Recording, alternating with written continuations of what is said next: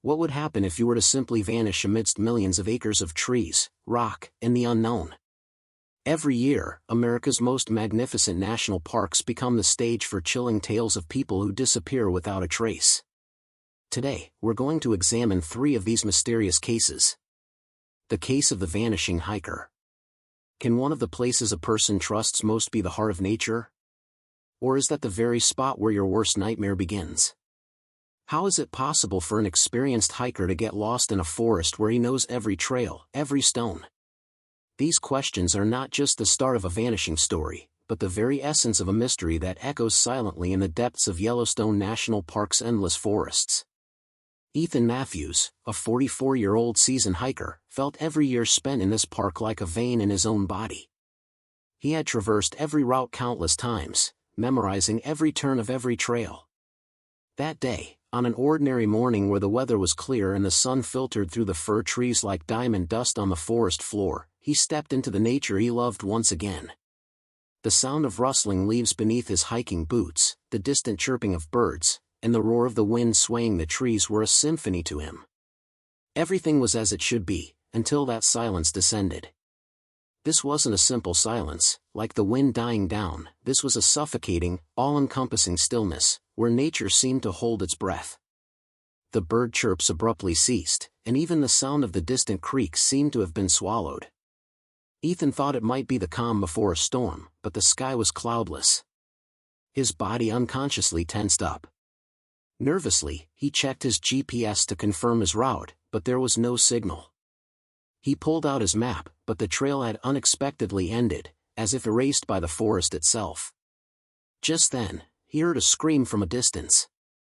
It was neither the cry of a pained animal nor a human. It was more of a muffled, deep, echoing shriek, humanoid but not of human origin. At that moment, all of Ethan's experience and logic were overturned. His heart pounded. He knew he wasn't being chased by a wolf or a bear. This was something darker, more primitive. In a panic, he decided to turn back. But the way back was nothing like the way he had come. The trees were denser, the environment darker. With every step, he felt something following him. He tried to radio the park for an emergency call. His last words, in a trembling voice, were, "I've gone off the path. Something is following me." Its voice, it's terrifying. The radio connection abruptly cut off and never came back on. Park rangers immediately launched a search, and hundreds of volunteers searched behind every tree and every rock. But it was all in vain. Not a single footprint, no backpack, no belonging of his. It was as if Ethan Matthews had never walked in that forest. He, like so many others, had been added to Yellowstone's list of the missing. Until 20 years later, in a remote corner of the park, a rusty metal box was found hidden behind a wall during the restoration of an old ranger cabin.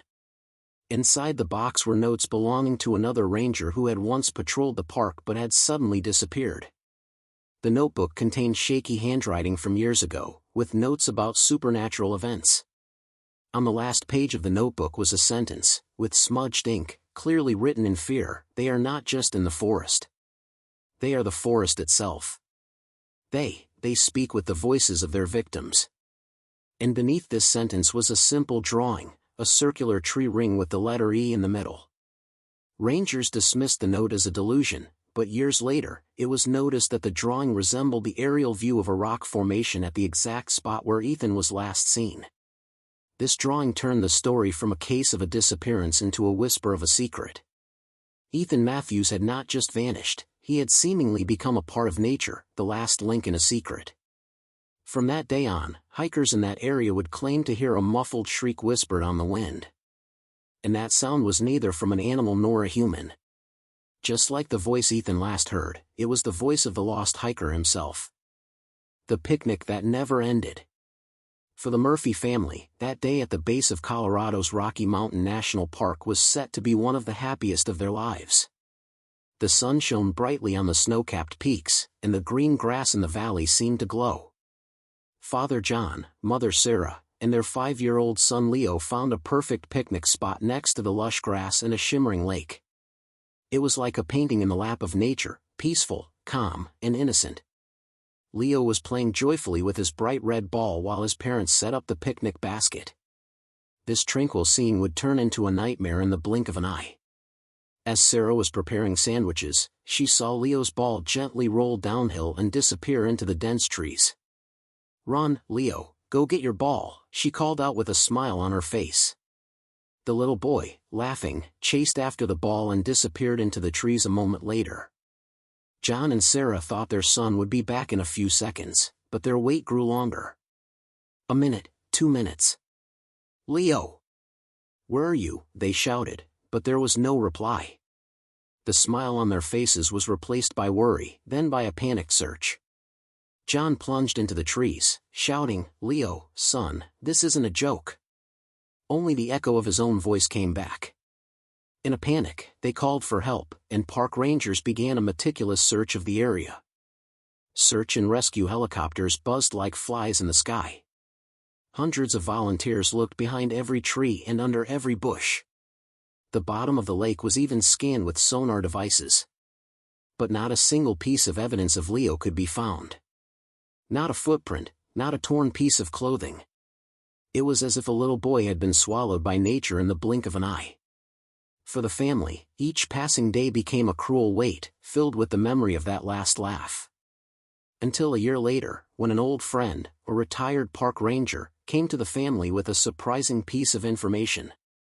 "On the day Leo went missing, there was another strange incident near that area," he said.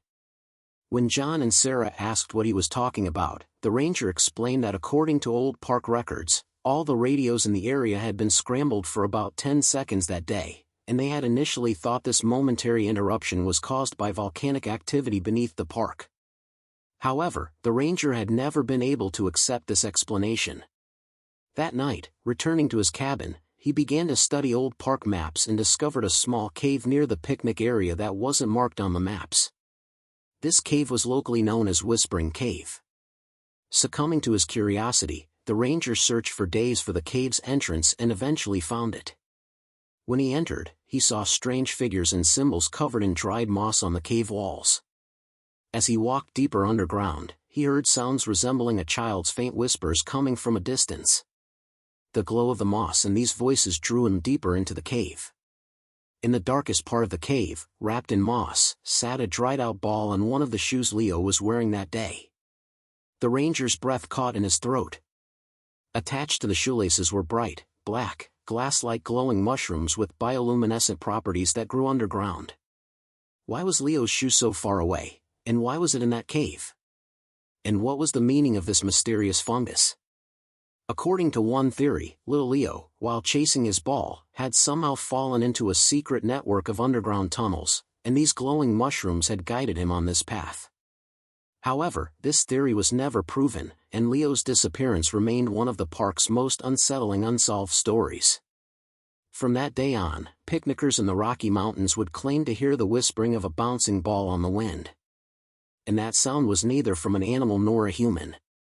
Just like the voice Leo last heard, it was the voice of the lost child himself. The forest ranger's last patrol. It was the early 1990s, and a small town in New Hampshire looked like something out of an old American movie. Every house was adorned with the vibrancy of spring flowers, every lawn was mowed, and every door was open with a spirit of neighborliness. Summertime brought with it afternoons that felt endless and innocent playtime, free of any responsibilities. Emily, 11, and her 12-year-old brother, Jack, who lived on one of these streets, were cycling around, oblivious to all the world's sorrows. For them, the only reality was creating a world of imaginary adventures in a newly discovered wooded area, in an old, abandoned cabin that seemed forgotten by time itself. This was their secret fortress, a treasure map waiting to be discovered. That day, their mother told them to be home by 6 for dinner. She looked out the window and laughed, "Be home before the sun sets, before the monsters come out." This was a cheerful part of their childhood, a warning they heard every day. Emily and Jack laughed at their mother's joke, got on their bikes, and headed toward the forest as usual. The golden hour of the afternoon settled over the town like fairy dust. Just then, the distant sound of a police siren broke this magical silence. As the siren grew closer, townspeople came out to their doors to see what was happening. Emily and Jack's bikes stood like statues at the entrance to the forest. The wheel of one was still slowly spinning, as if its owners had jumped off in a hurry. But there was no sign of the children. Their parents, neighbors, and the police searched the forest all night long. Search and rescue teams tried to pierce the darkness of the night with the beams of their flashlights. A light rain had started to fall, making it even harder for the scent dogs to track the trail. The dogs followed Emily's scent to the cabin door and stopped there. Jack's scent vanished abruptly from inside the cabin. It was as if the children had entered the cabin and evaporated inside. Inside the cabin, only an old radio and a few magazines were found. On the walls were simple, innocent-looking figures drawn by the children holding hands, a moon, and a star. Despite all police efforts, not the slightest clue about the children was found, and the case remained a scar on the town's conscience. Every spring that came, the townspeople would remember those bicycles at the entrance to the forest. Years, more than 30 years, passed since the incident, and the case remained unsolved.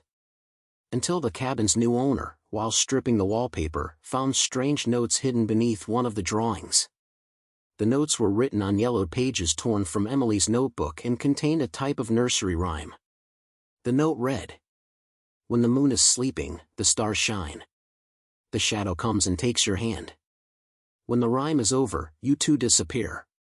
Just like the sky, you become unseen." However, the last line of the note was missing.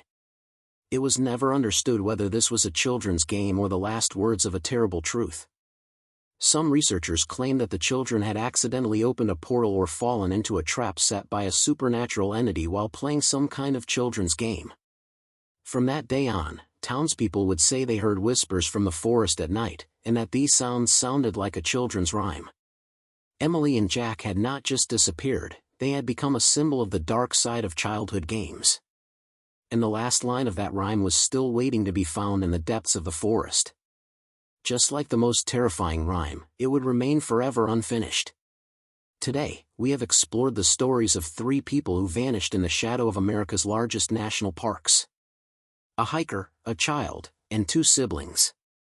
All at different times, in different places, but all disappeared into the same unknown.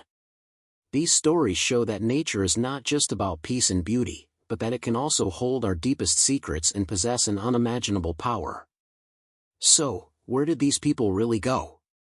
Did nature simply take them, or did a darker, unexplained force tear them away from us? Their evaporation-like disappearances will remain in our minds as a question mark to which we will never find an answer. What do you think about these cases? Do you know any similar stories of mysterious disappearances? Share them with us in the comments. If you're interested in these kinds of mysterious and unsolved stories, don't forget to subscribe to our channel. We will continue to open a new file every week and go after the missing. See you in the next video.